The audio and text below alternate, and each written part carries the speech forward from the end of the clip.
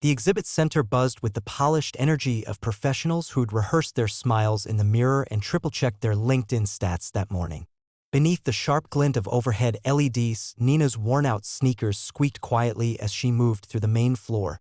She didn't wear a badge, not because she hadn't been given one, but because no one at the welcome desk had bothered to register her, despite her repeated attempts. They'd pointed her toward a utility door and assumed she was support staff. Nina didn't correct them. She didn't have time.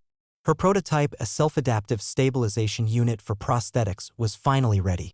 Months of testing in her shared workshop with inconsistent Wi-Fi and solder burns had led to this moment. She needed only a few hours of floor time, a table, and a chance to show what her machine could do. But time was expensive here.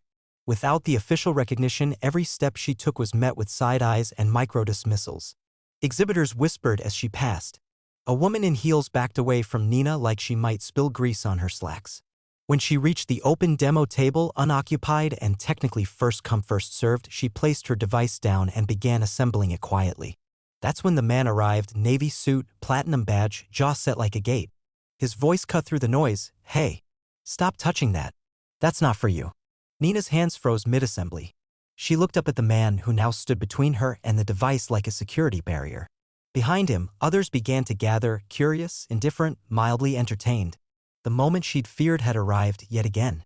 But this time she wasn't going to shrink. She pressed the power button on the device and its internal motor hummed to life, stable, precise, perfect. Every eye in the room shifted toward the light emanating from its core. And for the first time that day, they all shut up. In her childhood, Nina had lived among wires.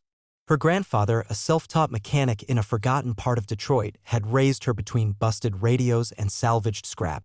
He didn't have textbooks, but he had patience and he had vision, the kind of vision that made you believe in things before they existed. He'd tell her, "Build first. They'll understand later." Nina had done just that. Years of rejection hadn't stopped her. She had designed the device in fragments, code written between shifts at a hardware store, soldering done after midnight using a repurposed coffee machine heater, tests conducted with friends who believed in her more than the world ever had. By the time she was 28, her prototype worked better than most funded versions. But she never got the funding. Her proposals were unpolished. Her language too informal. Her appearance not aligned with brand identity. One investor asked if she was the assistant. And now here she was in the same room with those who had dismissed her, standing behind a table they didn't want her near, watching their faces change as they realized her prototype wasn't just functional, it was revolutionary. Still, the man in the suit didn't move. He leaned in again, softer now but still patronizing. "You don't want to embarrass yourself in front of all these people. Let's just move this thing." But the label was already visible. On the base of the device, engraved in clean block letters. Inventor, Nina Ellis. The moment Nina's name was recognized, the silence that followed was almost aggressive. It wasn't that the room got quiet, it stopped breathing.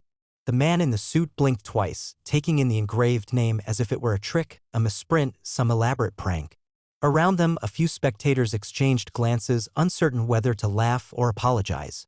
But Nina wasn't here for apologies. She stepped forward, calm, collected, and typed a sequence into the compact touchscreen beside the prototype. With a low mechanical hiss, the device adjusted its internal stabilizers, extending its arms with a fluid, almost organic grace. A woman in the crowd gasped. Someone else whispered, "That can't be analog." No, it wasn't. It was years ahead. And it was all hers. A staff member from the event's tech review board hurried over.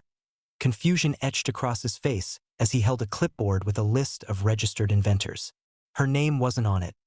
Not because she hadn't registered, but because her application had been lost, overwritten, or perhaps deliberately buried under a pile of more polished entries.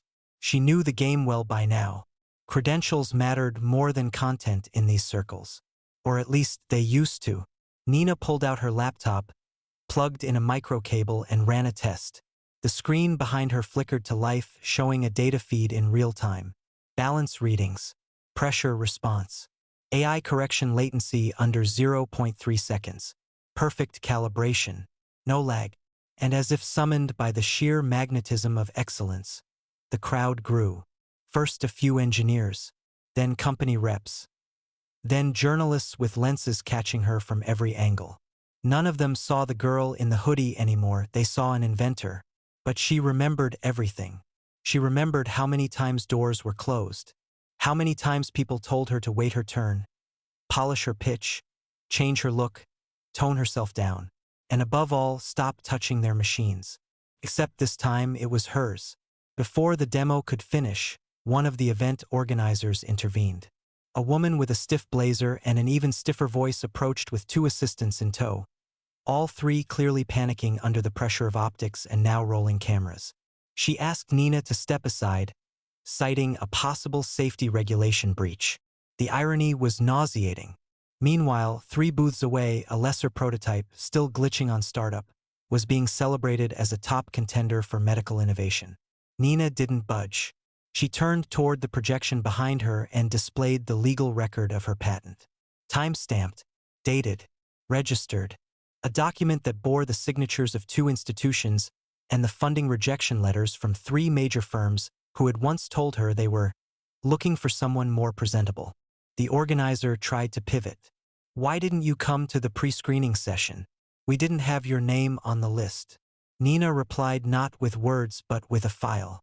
A copy of her submission, email headers intact, timestamped 3 months prior. It had been submitted. It had been ignored. Now it was center stage. A ripple of murmurs rolled across the crowd. Some were sympathetic. Others were defensive. But all of them were beginning to realize the same truth. The system wasn't built to let people like Nina through the front door. She had entered anyway with the key she forged herself. And the lock had broken. The event transformed in tone. Where once stood doubt now grew fascination. One of the lead engineers from a major prosthetics manufacturer leaned in and asked about the adaptive logic in her AI core. Another offered to run third-party testing, not to validate her, but to license her. Journalists took notes rapidly. Her inbox, barely a desert before, now pulsed with fresh inquiries from venture funds and research firms. The man who had told her to stop touching the machine, he disappeared into the crowd. His silence was louder than his earlier insult. But Nina didn't chase vindication. She had no need to confront him. Her presence was the confrontation. Every gear in that prototype rotated like a revolution in motion.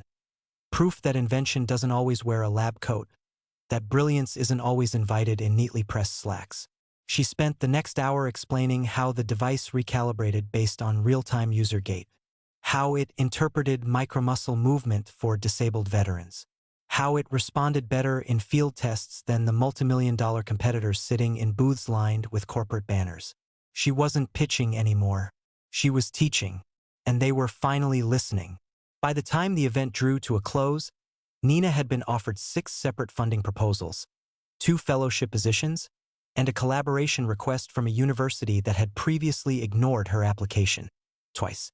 But none of it mattered more than the group of young girls she found waiting near the exit. One of them clutched a notebook filled with doodles of machines. Another wore a school backpack covered in stickers. They didn't ask for selfies. They asked questions. Real ones. About pressure mapping, about AI scaling, about being heard. Nina knelt down, opened her backpack, and handed over one of her original sketches, a page filled with scribbled code, corrected equations, and coffee stains. "You'll make better versions," she said. "Just don't let them tell you what not to touch."